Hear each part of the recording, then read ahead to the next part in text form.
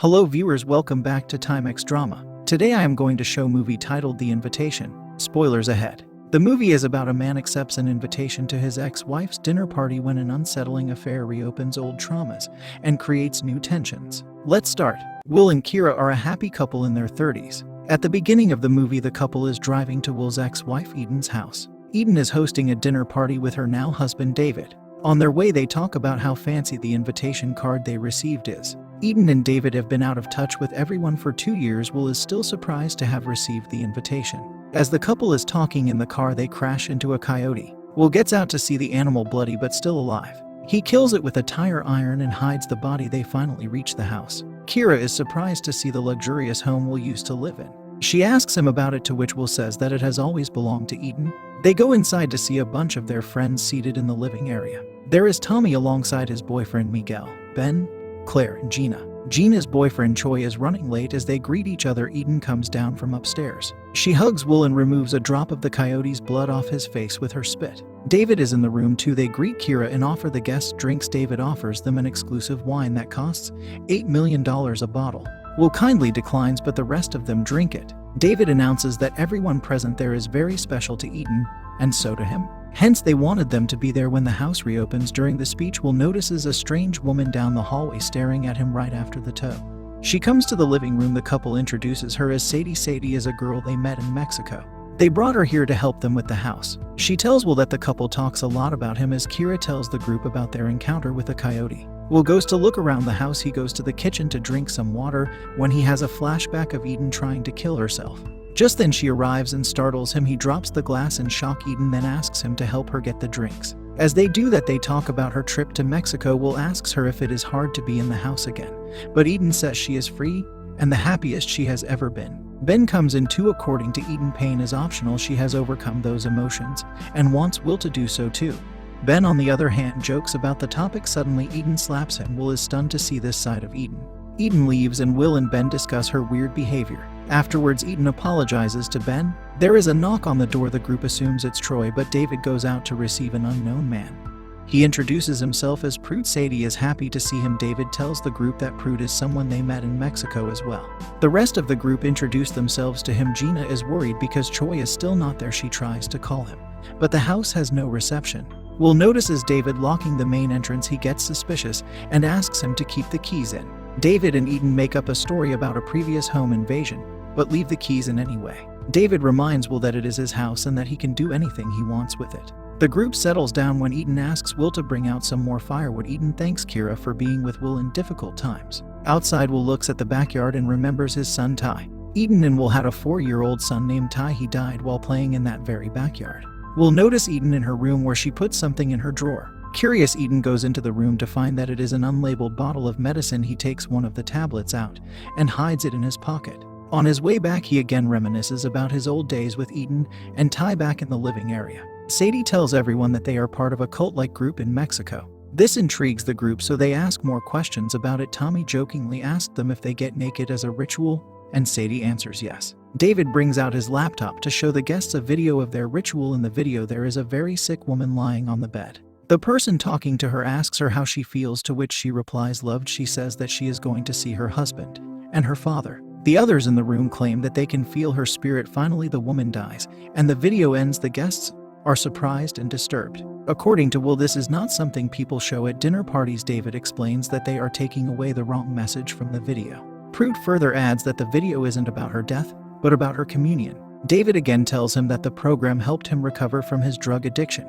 and grief. Eden says the same. The fact that Eden has forgotten all about Ty, it angers Will, so he lashes out at her. Miguel calms him down and takes him to the other room. Will shows him the pill he took from the drawer earlier. Miguel tells him that it might be phenobarbital, which is a common tablet. Tommy calls them out to join the rest of the group. David offers them a glass of wine before going upstairs. Will tells Miguel and Tommy his concerns about the night being weird, but the couple dismisses it from the railing. David apologizes to everyone if the video had made them feel uncomfortable. He suggests they play a game they used to play in Mexico. It's called I Won. They take turns and tell everyone what they want. Sadie goes first. She tells everyone that she loves them even though they met only a few hours ago. She kisses Gina after everyone cheers for them.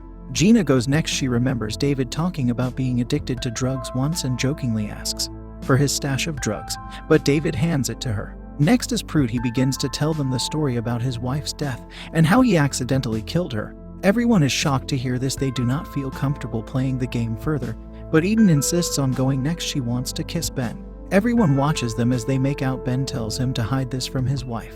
Claire, on the other hand, gets extremely uncomfortable and wants to leave. David tries to convince her to stay, but tells him to back off. Claire then leaves. The hosts go outside to see her off along with Prude, who moves his car to let her leave. Will watches them through the glass window and sees Prude going out to stop Claire's car. David takes Will to a room to talk privately. He confronts Will about his behavior. He claims Will is suspicious of their hospitality. Will apologizes and tells him that he wasn't prepared to be in the house yet. Prude comes inside and tells him that he apologized to Claire if his story scared her.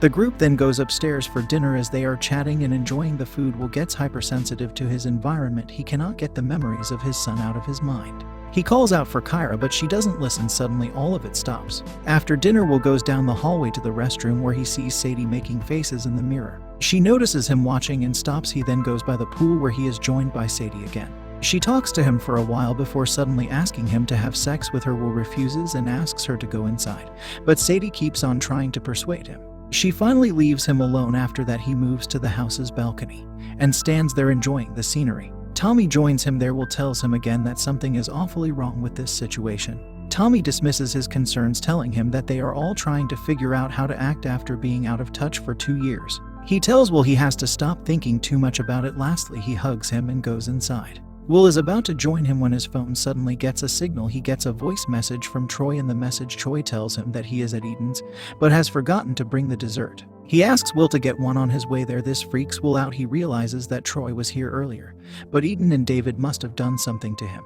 He goes back to the dining table and suddenly the lights go out. David and Eden arrive with a cake. It is for Miguel because his birthday is in a week. He blows the candles out and the lights come back. Just then Will loses his cool and asks Eden where Troy is. He tells them about the voice memo and how he was here earlier than everyone else. The group tries to calm him down. David and Eden claim that Troy was never at the house. Will bangs on the table and calls their group a cult. Kira tells everyone that she and Will are leaving, but Will refuses to leave until they tell the truth. The dinner is getting chaotic when someone rings the doorbell. David goes down to see that Troy is finally here. He was right in front of the house earlier when his work called him because of an emergency. Seeing him arrive, Will finally calms down. Everyone is quiet. Will cries and apologizes to everyone. David and Eden forgive him and tell him that he is part of their family. Will then excuses himself and goes to the restroom to calm down. As he washes his face, it reminds him of Ty again. He goes back to the balcony and sits alone. Kira joins him and talks to him about Ty. Will has not been able to get over his son's death. He tells Kira that she cannot help him in this case. He goes back to everyone else and asks to see Ty's room again. He goes in there to see Ty's toys scattered all around. Will imagines Ty sleeping in his bed and lays down next to him.